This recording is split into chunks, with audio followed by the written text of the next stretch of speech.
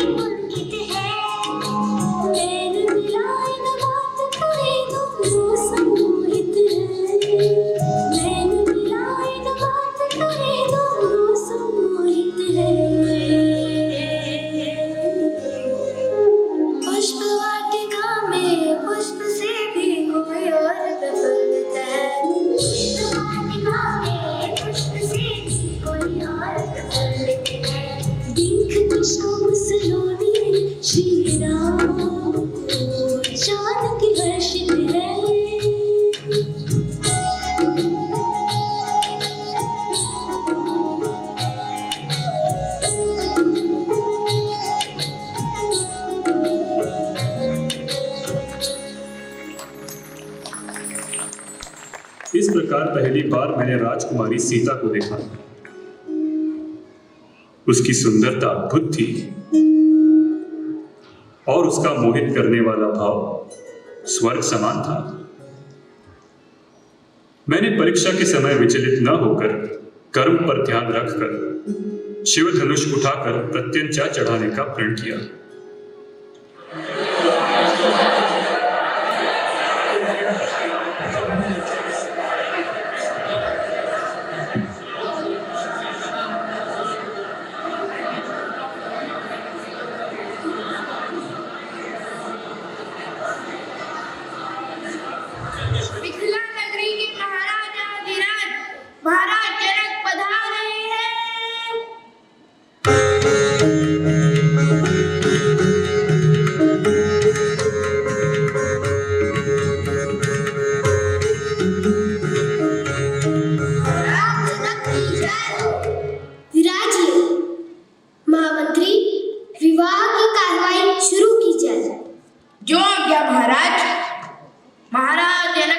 पुत्री सीता के विवाह का आयोजन किया है। आप सबके समक्ष रखा हुआ ये शिव धनुष्य, जो राजकुमार शिव धनुष्य उठाकर प्रत्यंचा चढ़ाएगा, केवल उसी राजकुमार को राजकुमारी सीता वरमाला पहनाएगी। राजकुमार प्रद्युम्न।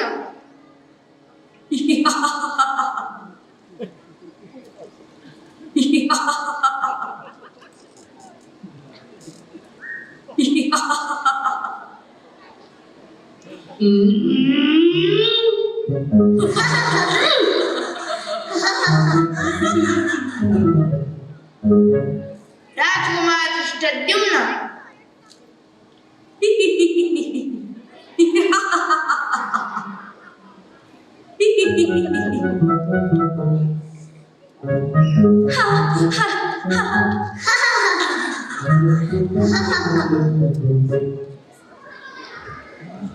राजकुमार आदिशक्तिमान।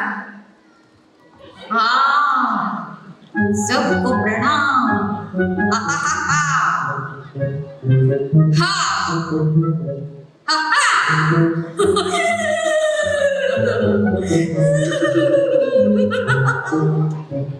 राजकुमार अभ्युदय। महाराज प्रणाम। हे शिवधनुष प्रणाम।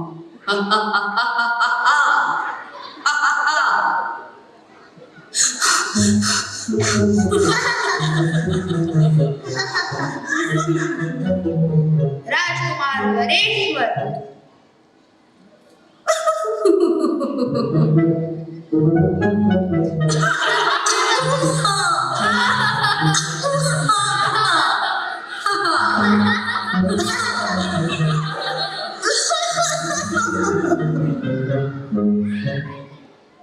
राजकुमार कनकेश्वर।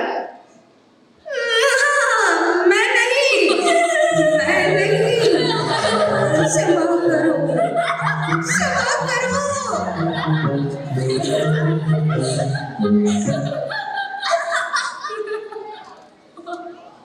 हमें खेद है, यहाँ उपस्थित एक भी राजकुमार अपने बल, शक्ति या कौशल्य से इस शिव धनुष को नहीं उठा पाए।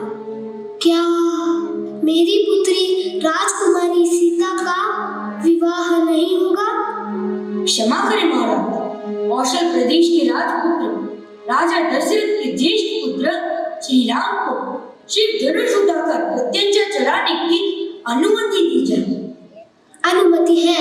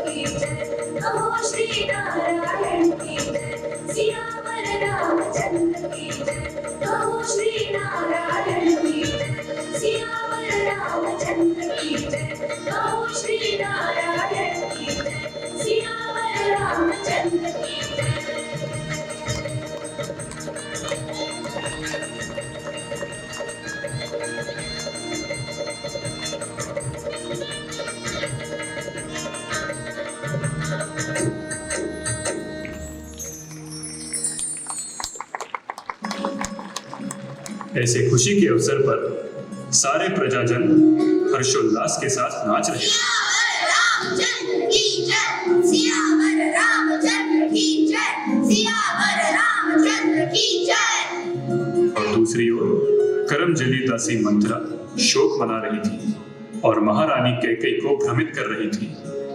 सियावर रामचंद्र की जय, सियावर रामचंद्र। चले जाओ यहाँ से, शोर ना करो। कैसी जय, किसकी जय? नीच, जाओ यहाँ से, जाओ, चले जाओ यहाँ से, चले जाओ। मंथरा, तुम चिड़ियों को क्यों डांट रही हो?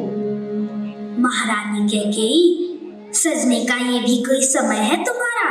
पूरे राज्य पर जब दुर्भाग्य के बादल मंडरा रहे हो और तुम सज रही हो। मंत्रा, बस करो। क्या तुम नहीं जानती? मेरे प्रिय पुत्र राम का राज्याभिषेक होने वाला है। तुम बुद्धू हो मंथरा। तुम्हारा पुत्र राम, वही तो तुम्हारा दुर्भाग्य है महारानी। ओहो कैकेयी, तुम तो बड़ी भोली हो। राजा दशरथ ने तुम्हें धोखा दिया है। रानी कौशल्या का छल कपट तुम नहीं जानती। मुंह बंद रख मंथरा, लज्जा नहीं आती तुम्हें महाराज के लिए ऐसे शब्द कहते हुए? पर ये सोचो महारानी कैकेयी, इसी समय महाराजा दशरथ ने राजकुमार भरत को अयोध्या से बाहर क्यों भेजा है? क्यों? लेकिन उन्होंने ऐसा क्यों किया? क्या कहना चाहती हो तुम? कौशल्या बड़ी चतुर है महारानी। जरा सोचो, महाराज को उसी ने सलाह दी होगी। तुम तो चहेती रानी हो ना महाराज की, इसी कारण कौशल्या तुमसे मत्सर करती है। तो अब मैं क्या करूं? सब कुछ मुझ पर छोड़ दो महारानी, सब कुछ छोड़ दो मुझ पर महारानी। सच्ची सखी और चतुर मंथरा पर छोड़ दो। सुनो,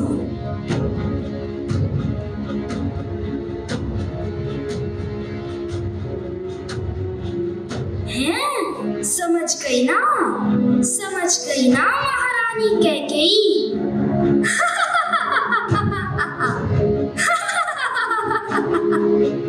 मंथरा, धीरे धीरे सब समझ रही हूँ मैं। जाकर महाराज दशरथ से कहो कि मैंने उन्हें याद किया है। आज्ञा चाहती हूँ महारानी। रानी कैकेयी, याद रखना मैंने जो कहा।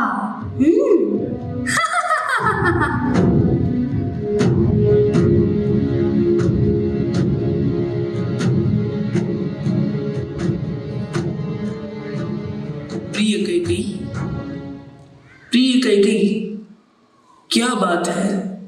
क्या हुआ मेरी प्रिय कैकेयी? क्यों रो रही हो तुम? इस शुभ अवसर पर ये विलाप क्यों? बताओ, मैं क्या कर सकता हूँ तुम्हारे लिए? आपको स्मरण है, कुछ वर्ष पहले जब आप युद्ध में घायल हुए थे, मैंने आपको बचाया था और उस समय आपने मुझे 2 वरदान दिए थे। वे दोनों वरदान आपको मुझे देने होंगे आज, अभी। बस केवल 2 वरदान प्रिय कैकेयी? तुम जितने चाहो उतने वरदान ले लो आज। मैं खुश हूँ, मैं बहुत खुश हूँ। नहीं, मुझे केवल वही 2 वरदान चाहिए। बोलो कैकेयी, बोलो। हमारे पुत्र भरत को अयोध्या का राज्य सिंहासन और राम को 14 वर्ष का वनवास। नहीं कैकेयी, नहीं।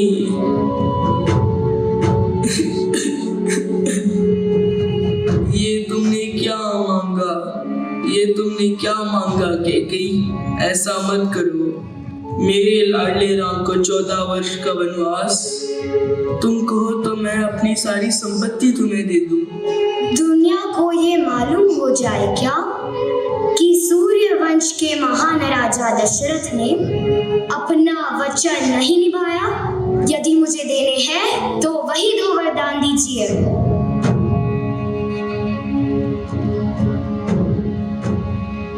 राम, मुझे माफ कर देना बेटे, मुझे माफ कर देना।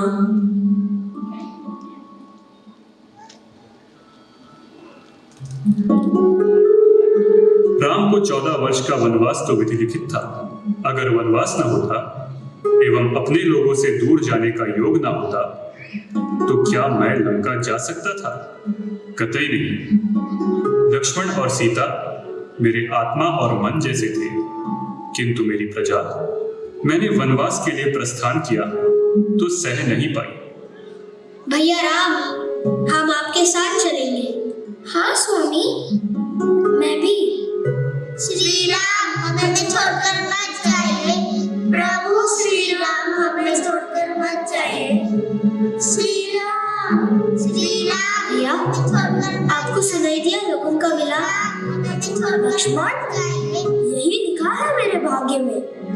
भैया, आप अकेले जाओगे तो क्या हम हाथ पर हाथ धरे बैठे रहे? नहीं भैया, आपसे दूर रहना मेरे लिए संभव नहीं है। मैं आपको अकेले कैसे जाने दूं? मेरे स्वामी, आपके साथ मैं भी चलूंगी। किंतु सीते, तुम 14 वर्ष का वनवास सह पाओगी? जो आपका धर्म है वही मेरा धर्म है। भैया, आप हम दोनों को आपसे अलग मत करिए। भैया, हमें भी आपके साथ ले चलिए। हाँ स्वामी, जैसी आपकी इच्छा।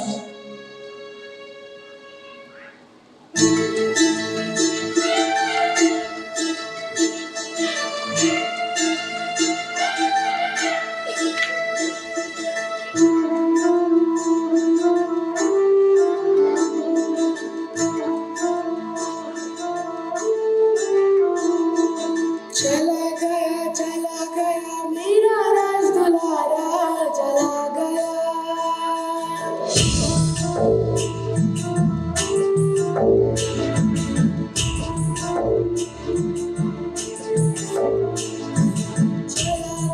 चला गया मेरा राज दुलारा, उजड़ गया ये महल सुनहरा। कैसा पापी पिता हूँ मैं, पुत्र को वन में भेज दिया। जिसको बलि लगा रखना था, मैंने उसको त्याग दिया। राम मेरा, मुझे छोड़ रघुवर चला गया।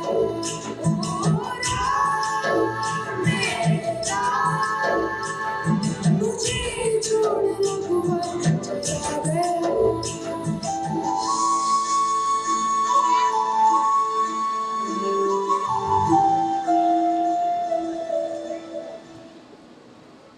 मेरे प्यारे अयोध्या वासियों, आपको ज्ञात है मुझे कितना स्नेह है आपसे। आप मुझे कितना चाहते हैं ये भी मुझे मालूम है। आप यदि मुझसे स्नेह करते हैं तो मेरे भाई भरत को भी उतना ही प्यार देना और सम्मान देना। वो आपके स्नेह के और आपके राजा बनने योग्य है। सहयोग दीजिए उसे, मैं अनुरोध करता हूँ। सहयोग दीजिए मेरे पिताश्री को। मेरे प्यारे अयोध्या वासियों, यही प्रार्थना है आपसे। मुझे विश्वास है आपका स्नेह वनवास में भी बना रहेगा। राम राम राम।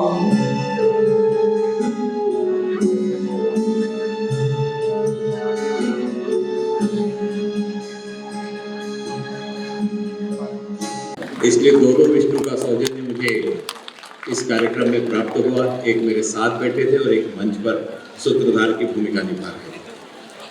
प्रभु श्री रामचंद्र जी का जो चरित्र है, 4 महीने का कार्यकाल गुजरा उत्तर प्रदेश के एक नेता ने रामचरितमानस को अग्नि को समर्पित कर दिया और अग्नि को समर्पित करते समय उसने कहा कि तुलसीदास जी की रामचरितमानस में लिखा है कि ढोल गवार शूद्र पशु नारी यह सब ताड़न के अधिकारी। अब ताड़न के अधिकारी यानी ताड़ना का मतलब प्रताड़ना नहीं होता है। अब विष्णु जी से मेरा संबंध है, विष्णु जी मेरे स्वभाव को ताड़ गए और मैं विष्णु जी के स्वभाव को ताड़ गया, यह भी ताड़ का मतलब होता है। ताड़ने का मतलब होता है पहचानना, जानना, परखना। और तुलसी बाबा ने लिखा है ढोल मगर पर के ढोल नहीं बजाई होती। जो ढोल बजाने वाला है वो पहले ढोल को टाइट करता है, उसके खुटे टाइट करता है, धीरे धीरे बजाता है, उसके बाद ढोल बजाना शुरू करता है। तो ढोल को परखे मगर ढोल को नहीं बजाया जाता। गवार अर्थात जो व्यक्ति अशिक्षित है या जिसकी शिक्षा कम है, उसको अगर आपको काम पर रखना है तो आपको उसके स्वभाव से वाकिफ होना पड़ेगा।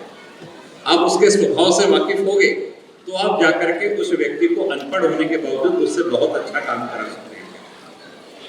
शूद्र पशु नारी, शूद्र का मतलब किसी जाति से नहीं, शूद्र का मतलब सेवा का काम करने वाला व्यक्ति।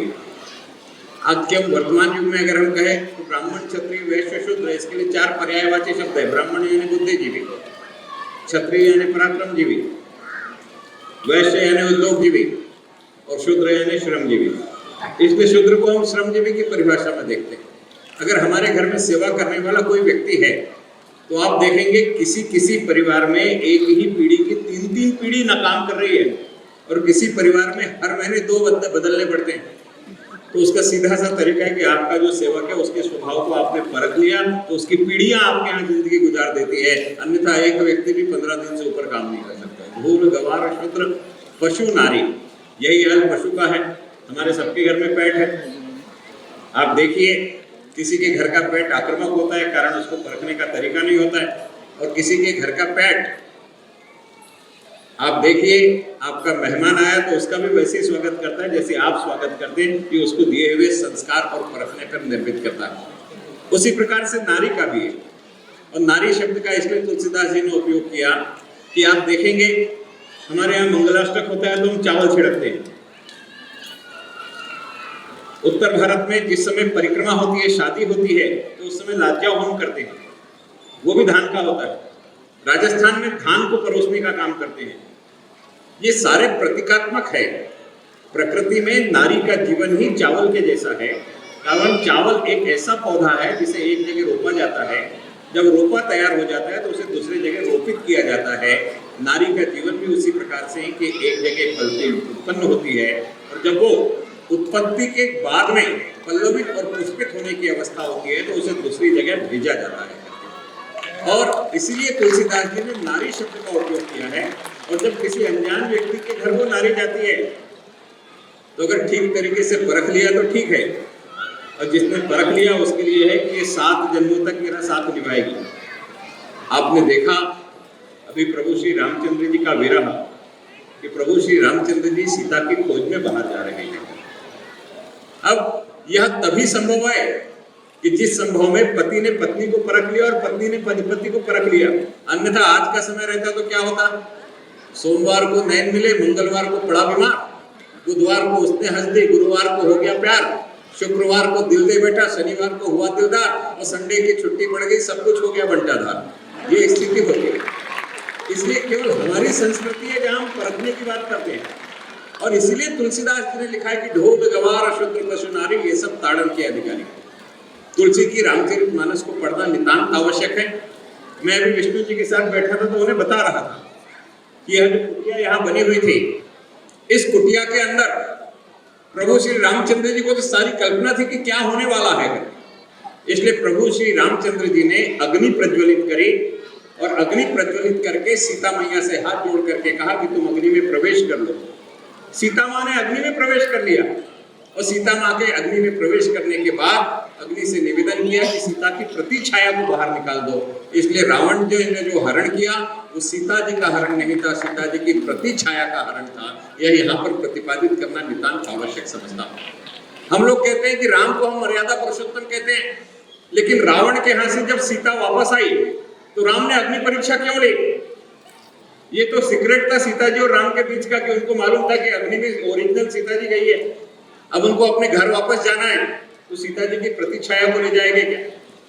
इसलिए राम जी ने फिर से अग्नि प्रज्वलित की, प्रतिछाया ने अग्नि में प्रवेश किया और ओरिजिनल सीता बाहर निकले, जिसको पुष्पक में बैठाल करके प्रभु श्री रामचंद्र जी अपने साथ लेकर के चले गए। हम रामचरितमानस को पढ़ते नहीं हैं और नारी की पवित्रता, नारी की स्वतंत्रता, इस पर भाषण करते हैं। जितने स्त्री मुक्ति आंदोलन के लोग इस कक्ष में बैठे होंगे, मैं उनसे पूछना चाहता हूं कि अगर लंका से चल के अंधेरी रात में कोई बहन नासिक के पंचवटी में आके राम पर लाइन मारती हो, तो इससे ज्यादा नारी की स्वतंत्रता हो सकती है क्या?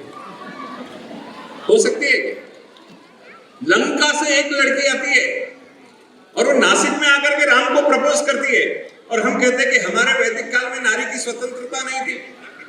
इसको प्रतिपादित करने के लिए दूसरे उदाहरण की आवश्यकता ही नहीं है, लेकिन नारी की उत्श्रृंखलता को हमारे समाज ने बर्दाश्त नहीं किया, वो शूर्पणखा के साथ हुआ। मैं आपसे करबद्ध निवेदन करना चाहता हूं कि अपने परिवार के छोटे बच्चों को रामचरितमानस का ज्ञान दें। इसलिए मैं निवेदन करना चाहता हूं कि जिजाऊ ने शिवराया को यह सब पढ़ाया था, इसलिए शिवराया बना। जिजाऊ ने शिवराया को यह सब बताया था, इसलिए शिवराया बने। अगर जिजाऊ ने नरसिंह की कथा, भगवान नरसिंह के अवतार की कथा शिवराया को नहीं सुनाई होती, तो शिवराया को यह पता ही नहीं चलता कि वाघनख से अफजल खान को मारा जा सकता है। इसके चरित्र में हमारे पौराणिक चरित्रों का महत्व है। ये सारे चरित्र अपने बच्चों को हम जरूर सुनाएं, जरूर पढ़ाएं, ऐसा मैं आपसे निवेदन करना चाहता हूँ। हमने बच्चों के सामने अगर कार्टून दिखाया तो हमारे बच्चे कार्टून जैसे ही व्यवहार करेंगे। अगर हमने भगवान के चरित्र दिखाए तो यकीन मानिए कुछ ग्रहण करके उस दिशा में भी आगे बढ़ेंगे। एक अच्छे उपक्रम के लिए, एक अच्छी प्रस्तुति के लिए मैं लेखक को, निर्देशक को और वे सारे प्रायोजक, जिन प्रायोजकों ने इसके लिए अपना सहकार दिया, उन सभी का मैं हृदय से आभार व्यक्त करना चाहता हूँ। संजय जी, सरिता जी और उनकी संपूर्ण टीम, जिन्होंने इतनी अच्छी प्रस्तुति इस मंच पर की है, इसलिए उनका साधुवाद देते हुए पुनश्च यह प्रकल्प भी संपूर्ण भारतवर्ष में आपको प्रदक्षिणा करने के लिए हमेशा तैयार रखेगा, ऐसी मैं ईश्वर के चरणों में प्रार्थना करता हूँ। और प्रभु श्री रामचंद्र जी के चरित्र को आपने यहाँ पर बताया। विष्णु जी, मैं मजाक में कहता हूँ कि राम से अच्छा कुछ भी नहीं है। अब राम से अच्छा कुछ भी नहीं, इसका मतलब क्या है? तो राम शब्द का नाम राम क्यों रखा गया? प्रभु का नाम, अवतार का नाम राम क्यों रखा गया? बड़ी सुंदर मीमांसा है। जब हम रा बोलते हैं तो मुंह खुल जाता है, और जब हम माँ बोलते हैं तो मुंह बंद हो जाता है। अर्थात अपने अंदर की सारी गंदगी निकाल दो और समाज की बुराइयां अपने अंदर आत्मसात ना करो, यही राम है। इसके अलावा राम कुछ भी नहीं। आप भी अपने जीवन में यही विष्णु जी का किरदार ये नाटक में धनुषी। धन्यवाद संजय पेंडसे जी। मैं धनश्री। शुभ संध्या। मंच और सभागृह में उपस्थित सभी मान्यवरों का मैं तहे दिल से शुक्रिया करना चाहूँगी यहाँ आके बच्चों का हौसला बढ़ाने के लिए। राधिका क्रिएशंस प्रस्तुत हिंदी महानाट्य सियावर रामचंद्र की जय डायरेक्ट और लिखा है राधिका देशपांडे जी। इन्होंने यह नाटक ऊंचाई तक पहुंच रहा है हमारे महान दिग्गजों के कारण। मैं हमारे संस्था के तरफ से मैं उनका स्वागत कर रही हूँ और उनका शुक्रिया करती हूँ। माननीय श्री नितिन जी गडकरी, महामार्ग वाहतूक केंद्रीय मंत्री, माननीय माजी महापौर Shri Dayashankar Tiwari ji, world famous chef Nagpur के भूषण Shri Vishnu Manohar ji, doctor Sanyukta Thorat ji, HOD master of fine arts Nagpur university, doctor Mrinal Naik, project director GH Raisoni sports and cultural foundation, माननीय श्री रविंद्र भूसारी जी, माजी संगठन मंत्री। राधिका क्रिएशंस प्रस्तुत सियावर रामचंद्र की जय यह सुंदर नाटक बनता है संजय पेंडसे जी और सारिका पेंडसे जी के निष्ठा और हिम्मत से, सुनील रायसोनी जी, रायसोनी ग्रुप ऑफ इंस्टीट्यूशंस के सहयोग से, शरद पोंक्षे जी के स्पेशल गाइडेंस से, तांडव क्रिएशंस किशोर बत्तासे जी के सुंदर लाइट इफेक्ट से नाटक बनता है हमारे छोटे 75 बदमाश वानरों की सेना से, जो हमारे नाटक की नींव है। धन्यवाद उनके पालकों को इन बच्चों का प्रोत्साहन करने के लिए। और मैं हमारे कोर टीम को सलाम करना चाहूंगी कि इन्होंने श्री हनुमान बनकर इन वानरों को प्यार से संभाला है। हमारे नाटक को इतना सुंदर प्रस्तुत करने में हमारे स्पॉन्सर्स का भी बड़ा सहयोग है। धन्यवाद Abhinav engineering, LGI hospitals, Keshavam reality, Apni events, Samartha events and cine production. महानगर पालिका नागपुर नगर निगम को शुक्रिया करना चाहूंगी कि उन्होंने हमें कविवर्य सुरेश भाट ऑडिटोरियम में यह नाटक प्रस्तुत करने का अवसर दिया।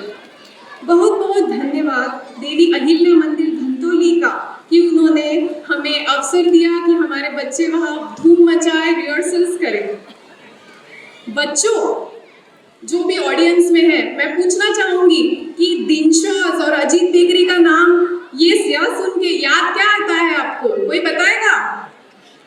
दिनशॉज और Ajit bakery, ice cream, snacks, yes, cakes, correct. हमारे 75 बच्चों के लिए आइसक्रीम और स्नैक्स का प्रयोजन करने के लिए विशेष आभार प्रकट करती हूँ जिमी राणा जी और अजीत दिवटकर जी को। हमारे नाटक आप सब तक पहुंचाने में बड़ा सहकार्य किया है press, print media, electronic media, इन सभी ने। धन्यवाद और बहुत शुक्रिया हमारे प्यारे छोटे क्यूट ऑडियंस और उनके पेरेंट्स को यहाँ आके हमारा हौसला बुलंद करने के लिए। स्टेज शो में सबसे बड़ा खजाना होता है ऑडियंस। सबको धन्यवाद। So I request all the dignitaries on the dais to take their seats. Thank you. Ramchandra की सुपर, बहुत ही बढ़िया ऑडियंस है। और पवन पुत्र हनुमान की, भारत माता की, क्या बात है, क्या बात है। गणपति बप्पा, बढ़िया, thank you, enjoy the show. सुबह से पानी तक नहीं पिया है, ऐसा कैसे चलेगा? निर्जला, तुम्हें इसे समझाओ। लंका पे संकट इस स्त्री की वजह से आया है। जल्दी से जल्दी राजा लंकेश से इसका विवाह संपन्न हो जाना चाहिए। सीता, तुम क्यों रो रही हो? मेरे स्वामी राम और लक्ष्मण अकेले हैं। रावण की सेना बलवान है, उनके पास मायावी शक्तियां हैं। मेरे स्वामी कैसे सामना कर पाएंगे? तुम्हारे स्वामी राम की सेना को कम मत समझना। कल जो दूत आया था उसने पूरी लंका जला दी। क्या कह रही हो दासी? सच कह रही हूँ मैं। रावण ने अपनी जादुई माया से फिर से लंका बसा ली, लेकिन उस एक वानर ने पूरी लंका में हाहाकार मचा दिया। ये सब मेरे कारण हो रहा है। ना मैं लक्ष्मण को स्वामी को बचाने भेजती, ना मैं लक्ष्मण रेखा के निकट जाकर उस मायावी रावण को भिक्षा देती, ना मैं सम्मोहित होती। मेरे भीतर के भय के कारण मेरे बुद्धि ने काम करना बंद कर दिया। सब लोग यही सोचेंगे ना कि मैंने लक्ष्मण रेखा को लांघा। सीते, अपने आप को कोसने से क्या होगा? जो होना था वो हो गया। अब तुम्हें अपने स्वामी के आने की प्रतीक्षा करनी चाहिए। तुम सही कह रही हो दासी।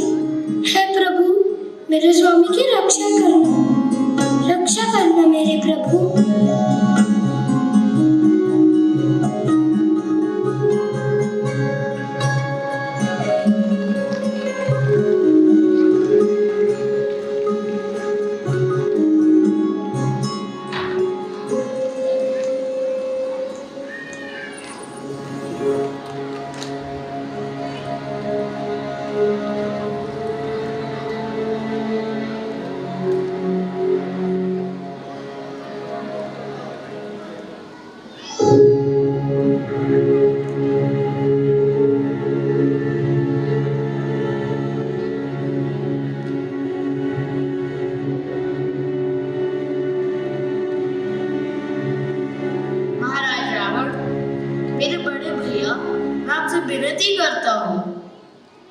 सीता को छोड़ दे, इसी में लंका के लोगों की भलाई है। कैसी बातें कर रहे हो? तुमने तो अभी से हार मान ली। पिताश्री, काका जी को भय लग रहा है। काका जी अच्छा सोच ही नहीं सकते। कल उस वानर ने लंका जलाई, उसका उत्तर हमें सीता को वापस भेज कर देना क्या उचित रहेगा? मैं सिर्फ इतना ही कहना चाहता हूँ कि श्री राम की सेना को कम मत समझिए। उनके पास नल, नील, सुग्रीव, अंगद, जाम्बुवन, लक्ष्मण और सारी वानर सेना है। ब्रह्मा, विष्णु, महेश का आशीर्वाद श्री राम के साथ है और आप जिसे साधारण मानव समझ रहे हैं वे साक्षात नारायण का रूप है। चुप हो जाओ विभीषण, अपनी शत्रु की इतनी प्रशंसा न करो, तुम्हें शोभा नहीं देता। ये हमारा अपमान है। हम तुम्हें लंका छोड़ने का आदेश देते हैं। आज से तुम मेरे भाई नहीं हो। चले जाओ यहाँ से, चले जाओ। सुना नहीं पिताश्री ने क्या कहा? चले जाइए यहाँ से। मैं चाहता तो नहीं कि मेरे परिवार और मेरे प्रिय भाई को इस संकट में छोड़ जाओ, लेकिन आपने ही मुझे लंका से निकाल दिया। भैया, मैं प्रभु से प्रार्थना करूंगा कि आपको सद्बुद्धि दे।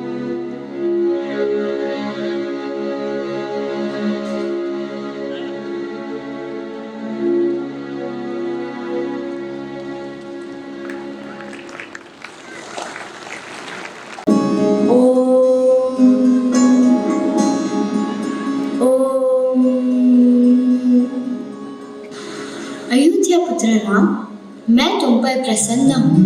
तुम्हारा हेतु पवित्र है। तुम्हारा संकल्प सामान्य जीव को दुष्ट शक्तियों से बचाना है।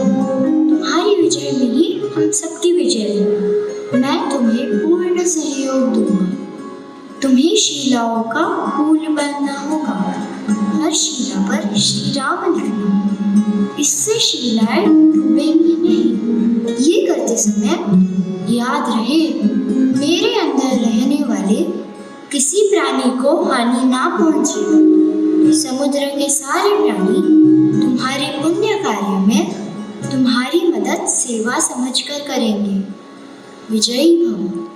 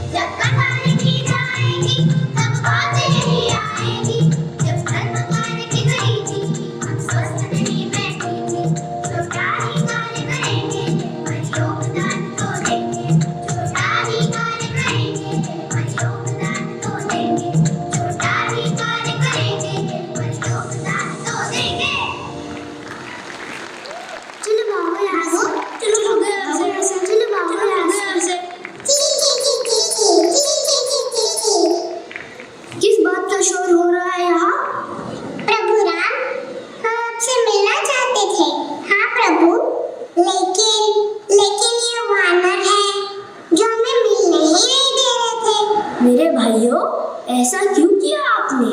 प्रभु ये कह रहे हैं कि ये हमें सेतु बांधने के लिए मदद करेंगे। हमें भी एक अवसर दीजिए, हम भी आपकी सेवा करना चाहते हैं। हम भी इस शुभ कार्य में हमारा योगदान देना चाहते हैं। मेरी प्यारी सहेलियों, कैसे उठाएंगे आप ये शिलाएं? हम सब मिलकर उठाएंगे, और एक काम है, सिर्फ हम ही कर सकते हैं। ये वानरों की बस की बात नहीं। अच्छा, बताओ वो कैसे? हम पानी में जाकर खुद को गीला करके समुद्र की रेती 2 शिलाओं के बीच में भर देंगे। इस तरह से 2 शिलाओं में अंतर ही नहीं होगा, और वानर जो गिर रहे हैं वो नहीं गिरेंगे। देखो ऐसे।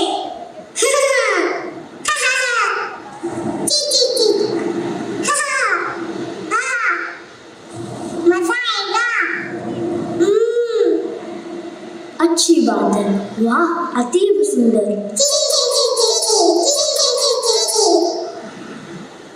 मेरे प्यारे मित्रों, किसी छोटे जीव को छोटा समझना ये मूर्खता का लक्षण है। छोटी है गिलहरी, लेकिन बड़ी है इसकी बात। आओ यहाँ मेरी प्यारी सहेलियों, ठीक वैसा ही करना जैसा तुमने अभी मुझे बताया। वानरों, ध्यान रहे, तुम्हारी सहेलियाँ गिलहरियाँ तुम्हें इस कार्य में मदद करेंगी। और मेरी प्यारी गिलहरियों, या तुम कितनी प्यारी हो, कितनी सुंदर हो, कितनी कोमल हो, और तुम मेरी अपनी हो। धन्यवाद प्रभु, हम धन्य हो गए।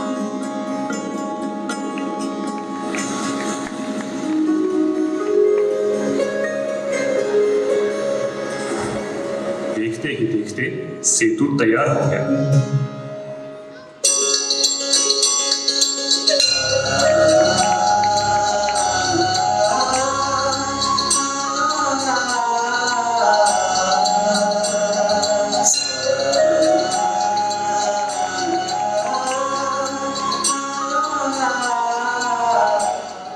रावण की सेना को आश्चर्य हुआ कि इतनी जल्दी सेतु बांध भी लिया। युद्ध करने से पहले राजा रावण को एक अवसर देना प्रभु ने उचित समझा। गलती मानकर वह सीता माता को भेज दे। रावण को समझाना कठिन कार्य था।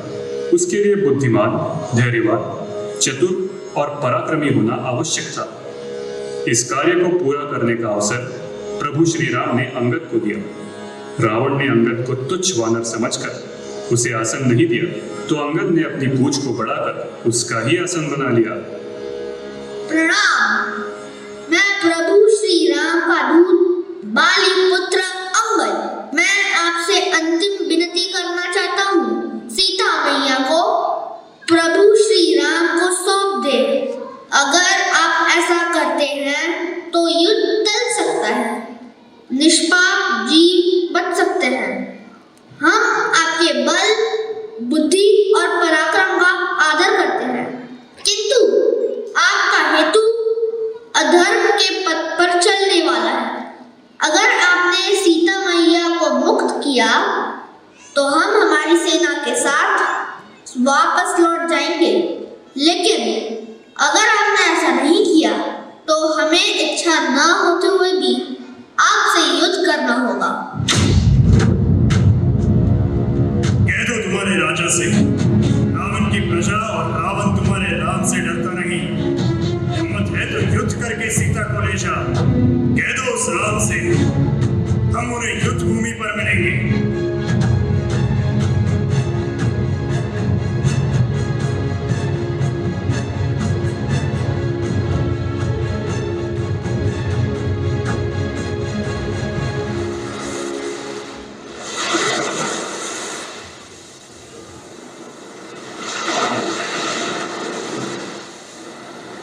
हे मेरे वीर सेनानियों, सागर पर सेतु बांधकर आपने असंभव काम संभव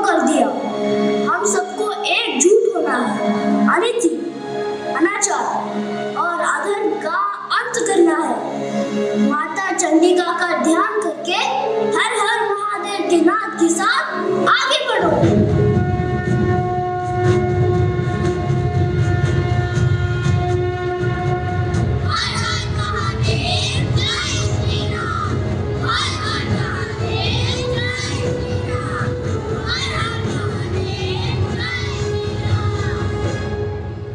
मैं ब्रह्मा हूं, मैं सब कुछ जानता हूं, मैं सब कुछ देख रहा हूं। मैंने इस सृष्टि का निर्माण किया है। जब जब इस पृथ्वी पर अधर्म का वास बढ़ जाता है, तब तब विष्णु नया रूप धारण कर पृथ्वी पर आते हैं। श्री राम का ये रूप विलोभनीय है। इस कहानी का अंत निकट है, परंतु जब तक दुष्ट मायावी राक्षस रावण का अंत नहीं हो जाता, तब तक हमारी दृष्टि इस ओर टिकी रहेगी। मैं महेश हूं। ब्रह्मा ने निर्माण की हुई सृष्टि का संरक्षण करना और उसे कार्यरत रखना ये विष्णु का काम है। लेकिन जब कभी अच्छाई और बुराई का संतुलन बिगड़ जाता है, तब मैं विष्णु के साथ बुराई का अंत करने पहुंच जाता हूं। इस बार मैं हनुमान का रूप धारण कर विष्णु का भक्त और सेवक बनकर प्रकट हुआ हूं। प्रभु श्री राम और हनुमान का ये घनिष्ठ प्रेम भरा संबंध मुझे विलोभनीय लगता है। लेकिन इस समय महत्वपूर्ण काम है कि मैं श्री राम की सेवा में उपस्थित हूं। रावण की सेना और सेनापतियों का एक एक कर विनाश शुरू हो गया है। उसकी सेना के कई महान योद्धा मारे जा चुके हैं। विचलित हो रावण ने कुंभकर्ण को जगाने का आदेश दिया है।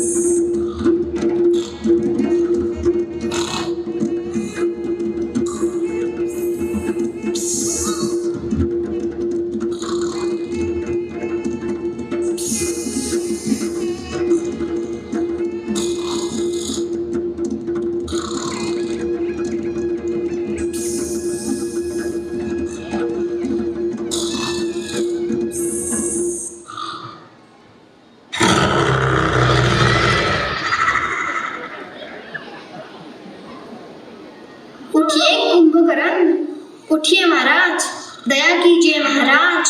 रावण और राम के बीच युद्ध छिड़ा है। लंका संकट में है महाराज। महाराज आपकी प्रतीक्षा कर रहे हैं।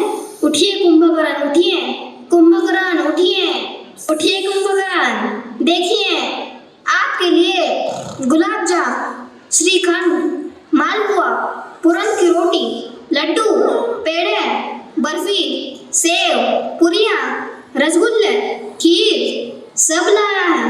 उठिए महाराज।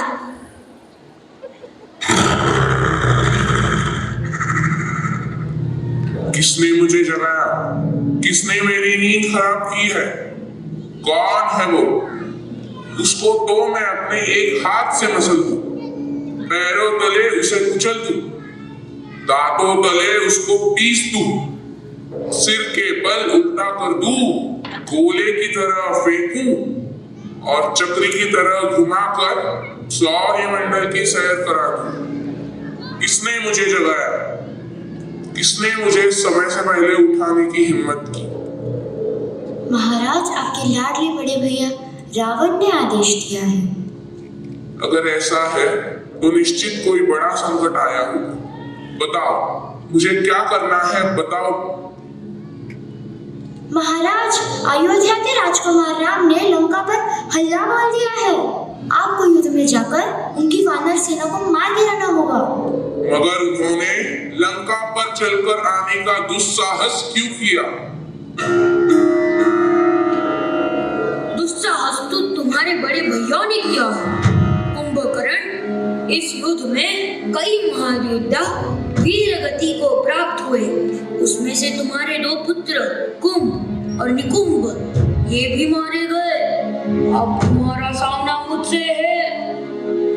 प्रभु राम के साथ युद्ध करने से पहले तुम्हें मेरा सामना करना होगा।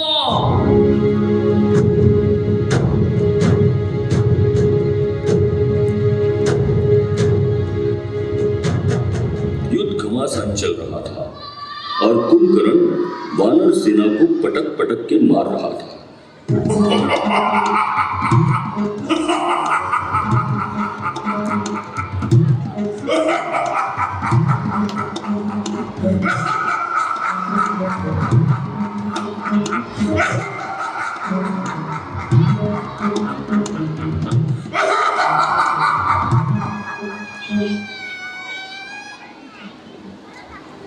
हनुमान और कुंभकर्ण का सामना सब देख रहे थे।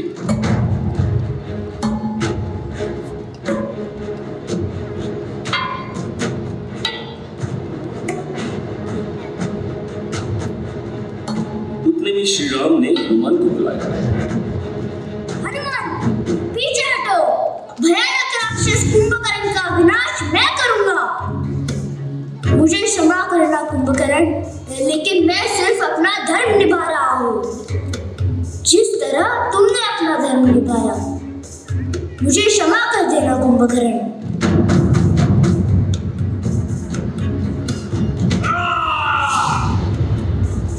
अब युद्ध और ही भयावह होने लगा। रावण का पुत्र इंद्रजीत युद्ध में उतर आया। उसे कई विद्या अवगत थी और कई देवताओं को उसने प्रसन्न किया था। उसके पास मायावी विद्या भी थी।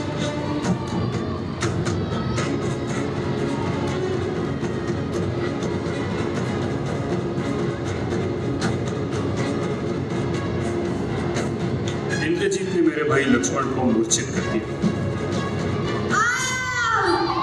भैया, भैया, भैया, लक्ष्मण, मेरे भाई, मेरे लक्ष्मण, लक्ष्मण की रक्षा करना। मेरे प्रभु, लक्ष्मण की रक्षा करना। उठो मेरे भाई।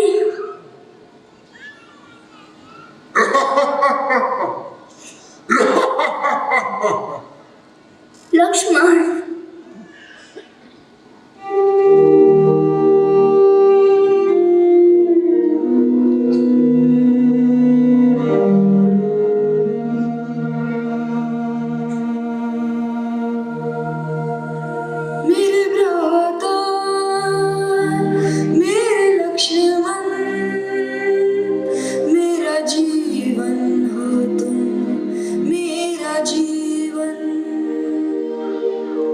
इंद्रजीत के साथ तुम्हारा युद्ध हुआ भीषण। इंद्रजीत के साथ तुम्हारा युद्ध हुआ भीषण। कैसे घायल हो, कैसे मूर्छित हो, संकट में प्राण तुम्हारे।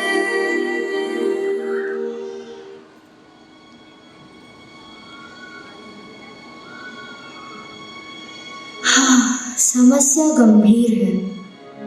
इसका उपाय करना बहुत ही कठिन है। इस समय तो असंभव ही लगता है। आप समस्या का उपाय तो बताइए वैद्यराज। हिमालय की पर्वत श्रृंखला में एक ऐसा पर्वत है जिसकी वनस्पतियां रात में भी चमकती है। दिव्य शक्तियों वाली जड़ी बूटी जिसका नाम है संजीवनी। सूर्योदय होने से पहले यहाँ लानी होगी। मेरे प्रिय प्रभु, मैं लाऊंगा संजीवनी बूटी। आपके प्राण प्रिय भाई लक्ष्मण मेरे भी भाई हैं। उनके लिए मैं 7 समंदर पार कर सकता हूँ। मुझे आज्ञा दीजिए प्रभु श्री राम। जाओ जाओ संजीवनी ले आओ। जाओ जाओ संजीवनी ले आओ। तुम तो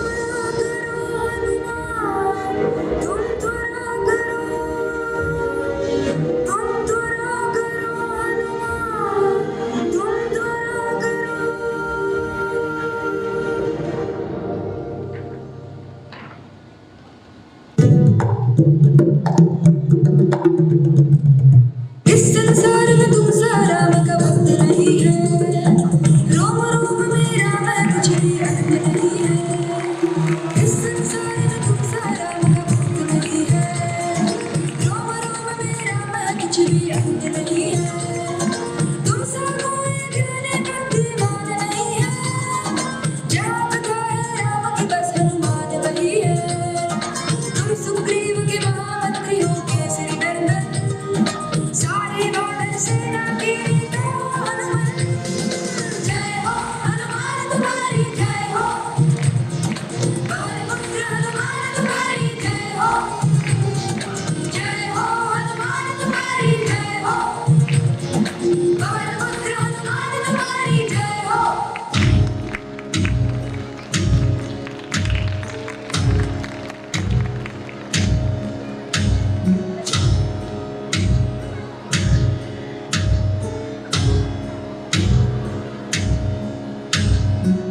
मैं क्रोधित हूँ, प्रतिशोध की ज्वाला में झुलस रहा हूँ। मेरा रोम रोम मुझसे कहता है मेरे पुत्र की मृत्यु का प्रतिशोध राम और राम की सेना का सर्वनाश करके ही रहूंगा। सब कह रहे हैं कि मैं हार रहा हूँ, लेकिन मैं सबको बता दूं कि मैं सर्वशक्तिमान हूँ। ब्रह्मा और महेश के द्वारा मुझे कई वरदान प्राप्त हुए हैं। समस्त मायावी विद्या मुझे अवगत है। मैं राम को आवाहन करता हूँ। मेरा कवच अभेद्य है, अजय है। मैं कायर नहीं, वीरों की भांति लड़ूंगा मैं। इसी में मेरी आन और इसी में मेरी शान है। तीनों लोगों में मुझे मार गिराने वाला अब तक पैदा नहीं हुआ। राम यदि नर है तो वो आज मेरे हाथों ही मारा जाएगा, और यदि वो भगवान है तो रावण का वध करने में उसकी जितनी ख्याति होगी उतनी ख्याति युग युगांतर रावण की भी होगी। जय महाकाल, जय महाकाल।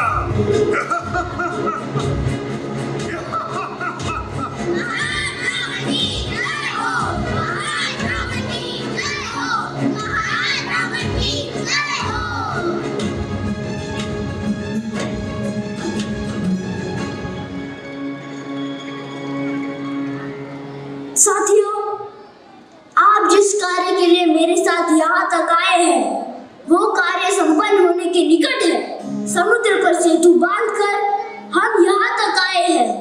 रावण के सारे महायोद्धाओं को हमने मार गिराया है। ये कार्य सफल हुआ क्योंकि आप जैसे महान योद्धा मेरे साथ कंधे से कंधा मिलाकर लड़ते रहे।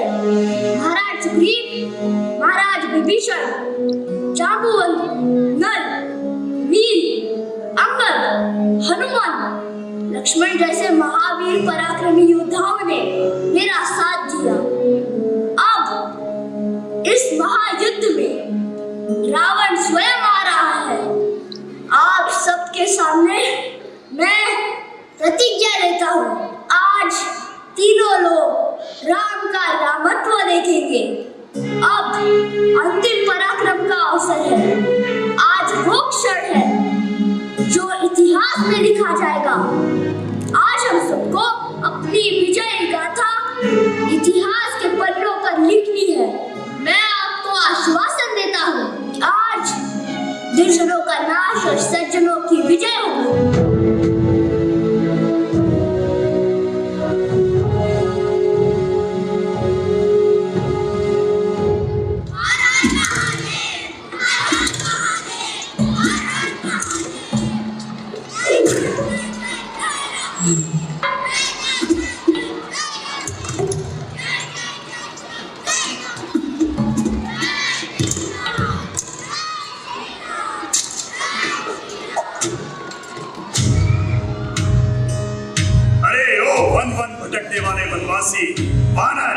भालू की सेना और कुलद्रोही विभीषण को साथ लेकर युद्ध करने वाले, याद रहे रावण है मेरा नाम।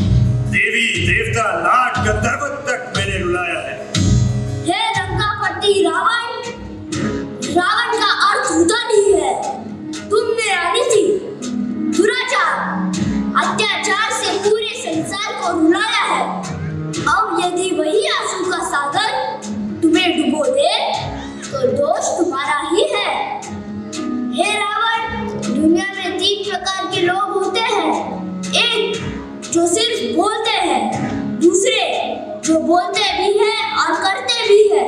और तीसरे बोलते नहीं करके दिखाते हैं। तुमने अधिक समय बोलने में गवाया है, अब कुछ करके भी दिखाओगे?